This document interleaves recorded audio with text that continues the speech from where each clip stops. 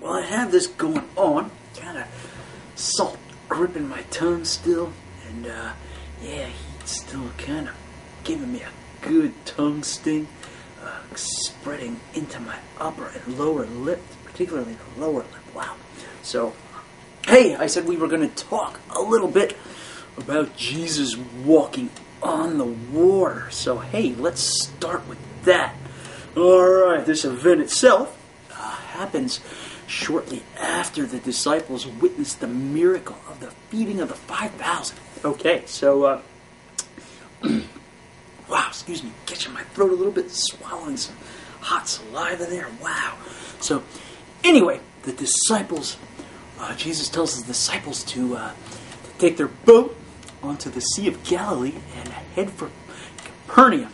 And he's going to stay behind and spend some time in meditation. So the disciples go out onto the Sea of Galilee by themselves. Now, the Sea of Galilee is below sea level and is surrounded by a high mountain range. So, cold air coming down from the mountain range and the warm air rising off of the waters makes this region particularly susceptible to violent storms. Alright, and this is just what happens. So the disciples going out, run into a big, huge storm, and this storm carries them off, okay, out towards the sea. So now, alright, it says this is a fourth watch of night. Okay, when they finally see somebody walking across the water. Now, the fourth watch of the night is actually the night shift, ranging somewhere between 3 a.m. and 6 a.m. So it's kind of that overnight watch, early in the morning, it's still dark. So since it's the fourth watch of night, we know the disciples have been battling this violent storm for about 9 hours. Imagine that, rowing for 9 hours in the midst of a violent storm. So hey, you can imagine the exhausted state they're in and the hopelessness of their predicament.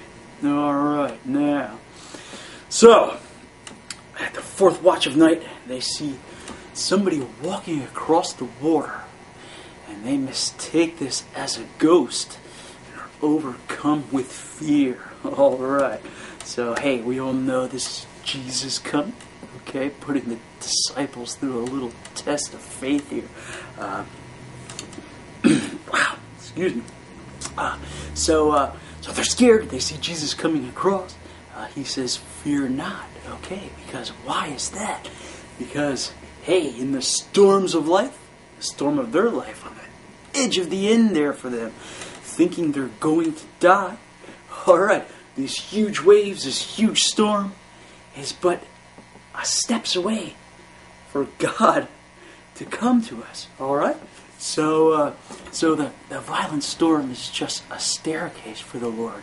A few steps away, He comes and saves the day. Alright, so the disciples, after 9 hours, they may have wanted to see Jesus a little sooner than that, because at that point all seemed hopeless. And hey, how that relates so much to our lives in the storms we find ourselves in, whether it be being sick or facing whatever problems you're facing in your life now, death of loved ones, whatever. So when we run into these storms, it brings Jesus closer to us. And remember that it's only a couple steps away for God to come to you and to offer help and comfort. Okay, but again, you have to be looking for Him. And you got to hold your faith in your heart, not your fear. So we've talked about fear on other shows, but hey, I'm going to keep talking about Jesus walking on the water. We're going to continue this conversation next show, and then we're going to be back in 8 to 10, hey, with our Mexican hot sauce, de Boca and Boca. Alright, hi, welcome back. We're here again with Mexico's own de Boca and Boca. You know what? I really wanted to look up what that means. I'm not a Spanish speaker. I'm sure some of you out there have no problem in understanding that. So hey, if you want to check this out, go consult your Spanish dictionary, as I will, as I forgot to look what that meant. But anyway, out of Yucatan, Mexico, again, you can take a look at that. Looks like really attractive, leaving some pulp in the neck, beautiful color, beautiful texture. Yeah, actually, starting to leave some kind of pleasant notes in my mouth. Wow, so kind of left with lingering heat, kind of stinging maybe my upper gums. Still has a little sting going. Sauce had pretty good heat. Now kind of left with tasting a little bit of those fruity hops coming through as everything's settling down.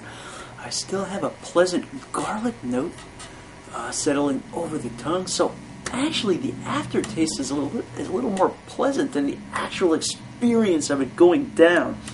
I felt the sauce perhaps a little too salty. Had a little funk kind of in the aroma, a little funk in the taste there. However, kind of settling down and yeah, leaving me kind of with a rich pepper taste. So the strangest things will happen in Mexican sauces, I guess. So hey, I'm hoping to have more Mexican sauces on the show in the near future. So I'm going to say on this one, again, I'm going to get around to doing some of those requests, so look for that as well.